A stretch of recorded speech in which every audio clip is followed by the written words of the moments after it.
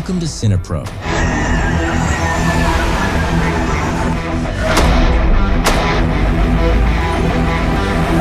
where we bring your favorite movies back to life with quick recaps, hidden details, and everything you missed. The film begins in the United Kingdom. We see a mother taking her son, named Jimmy, and placing him somewhere with other children. The mother tells Jimmy not to leave no matter what happens or what it costs. Not long after, a large number of zombies attack the place, assaulting all the children with Jimmy and his mother. But Jimmy is the only one who manages to escape the massacre, barely making it out alive. He heads to the church in the city, where he finds the priest praying. Jimmy tells him that the infected have invaded the city and killed everyone. The priest learns that Jimmy's mother, brother, and everyone with him have been killed. But none of this seems to matter to the priest, who is praying and telling Jimmy that Judgment Day has come, and that they are now liberated. The priest then gives Jimmy a cross to protect him and tells him to run. Jimmy goes to hide in a safe place in the church, but soon, a large number of zombies attack the church as well. The priest surrenders himself to them without resisting and is killed like the others, eaten alive. Jimmy manages to escape and continues searching for a safe place to hide. We learn that a disease called the rage virus has spread, turning people into extremely angry, powerful creatures who eat anyone in front of them, just like zombies. In fact, they are zombies, but much more ferocious. This virus has spread in England. That's why all European countries quarantined England to control the spread.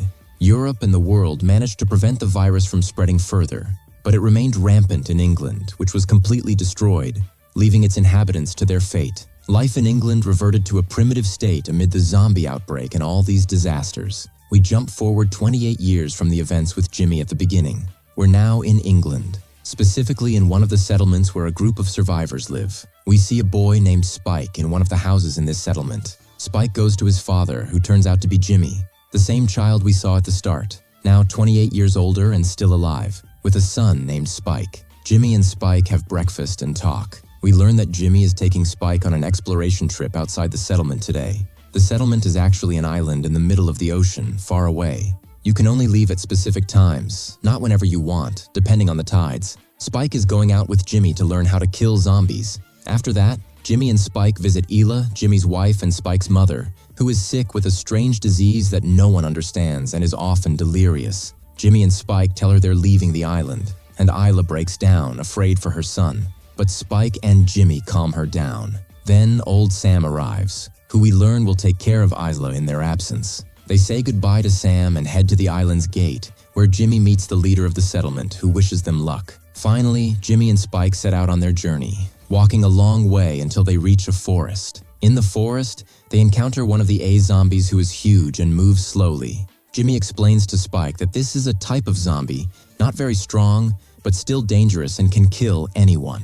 Jimmy tells Spike to try killing it as his first zombie, so Spike uses his bow and arrow and killed it. Jimmy and Spike arrive at a house, enter it, and find a zombie hanging by its neck with a bag over its head. Surprised by the scene, Jimmy explains that this zombie was once a normal person, likely had a conflict with someone, was kidnapped, brought here, tied up, and left for the zombies to eat and turn him.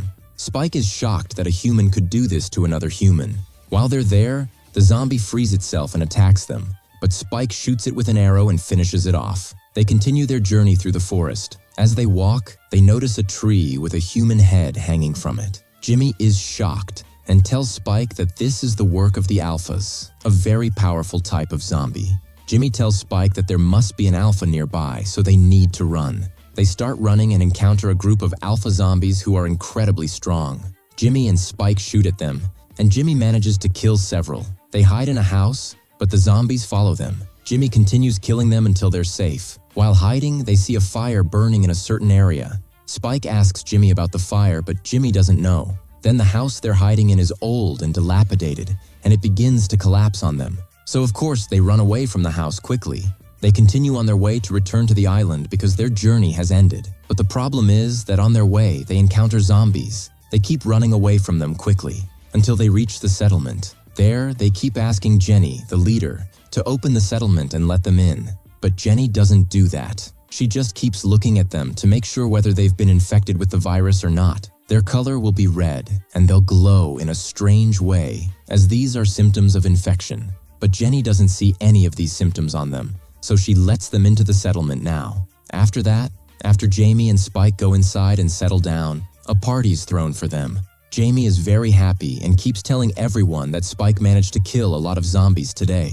This actually annoys Spike because it's a lie, but Spike doesn't say anything for now and just sits at the party. After a while, Spike sees Jamie's father, Eve, with a girl at the party, and so he realizes that Jamie's father is cheating on his mother, Isla, and this really upsets Spike. But he doesn't do anything for now.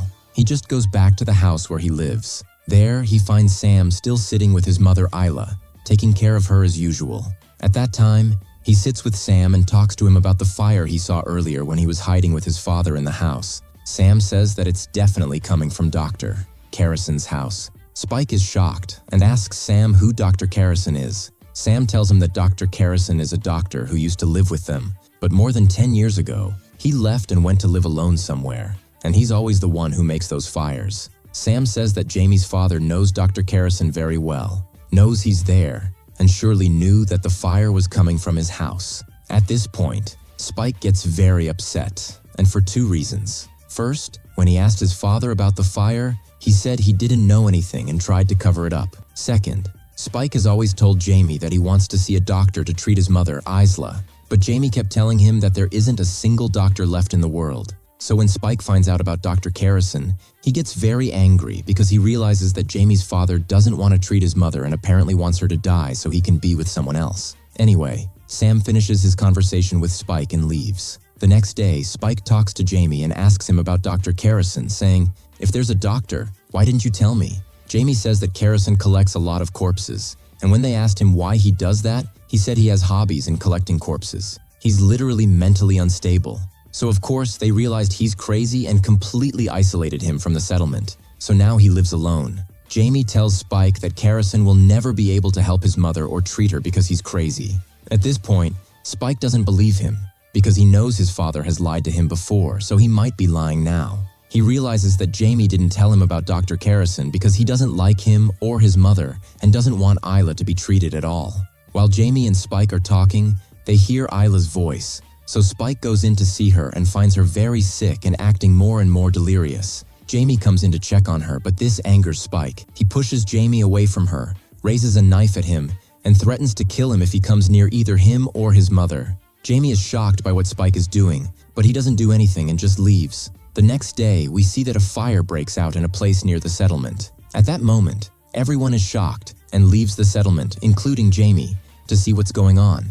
On the other side, we see that Spike takes advantage of the situation, takes his mother, and escapes from the settlement. We realize that Spike is the one who started the fire so that everyone would be distracted, and he could take his mother, Isla, and run away, because Spike intends to take his mother to Dr. Carrison to treat her. Anyway, Spike and Isla walk a long way. By the way, Spike is very scared, but he keeps going with his mother. After a while, they reach a place and decide to spend the night there. But the problem is that at night, while they're sleeping, a zombie appears to attack them, but someone comes from behind the zombie and kills it. In the morning, Spike wakes up and finds the zombie dead, so he asks Isla what exactly happened, but she doesn't remember anything.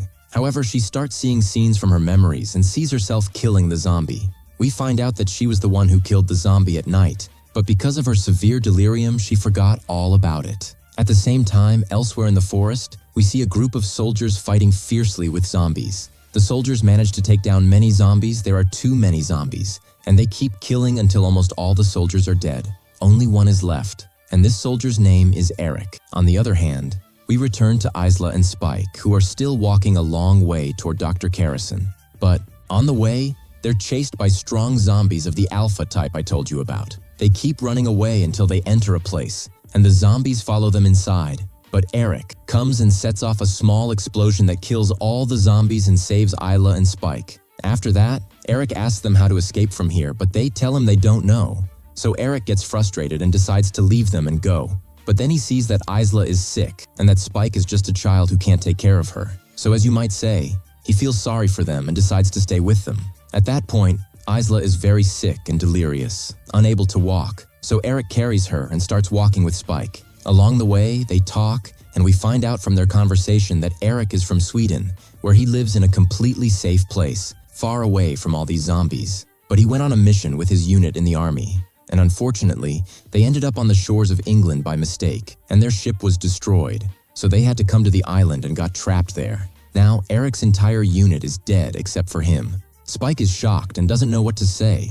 While they're walking, Isla hears a sound coming from an abandoned bus, so she goes inside the bus and follows the source of the sound until she is surprised to find one of the alpha-type zombies giving birth. Here, we learn that these zombies are literally very different from any zombies, because they can get pregnant and give birth normally. Anyway, this zombie makes Isla feel pity for her, so she keeps helping her give birth. Meanwhile, Eric and Spike arrive, and they are shocked by what they see. Isla keeps helping the zombie until she actually succeeds, and the zombie gives birth to a girl, who turns out to be completely normal.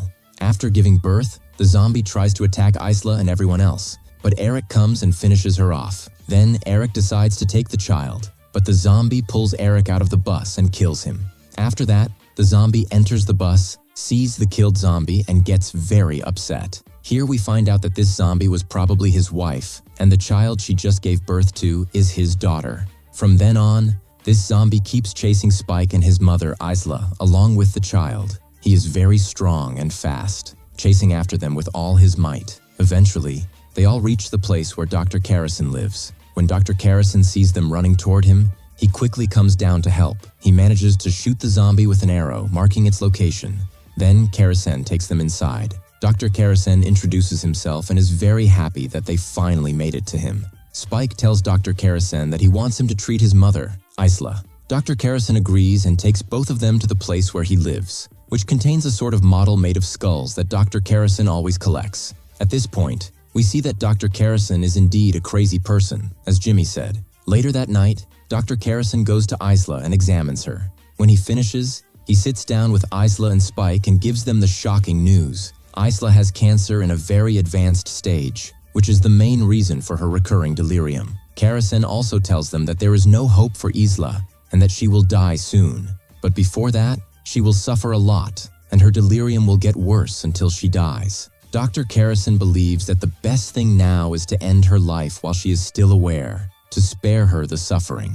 Of course, Spike completely refuses this, but Isla herself agrees with Dr. Carrison and wants him to end her life. Later, Dr. Carrison returns to Spike with a new skull. We learn this is Isla's skull. He takes the skull and puts it in a specific place so he knows it's his mother's skull and can always remember her. Up to this point, everything was fine. But that same night, Spike and Carrison hear the sound of a zombie. They go down to hide in a trench that Carrison had dug to hide from any danger. While hiding there with the zombie girl, a zombie comes and tries to pull Carrison out of the trench to kill him. But quickly, Spike stabs the zombie in the hand and manages to push it away from Carrison and saves him.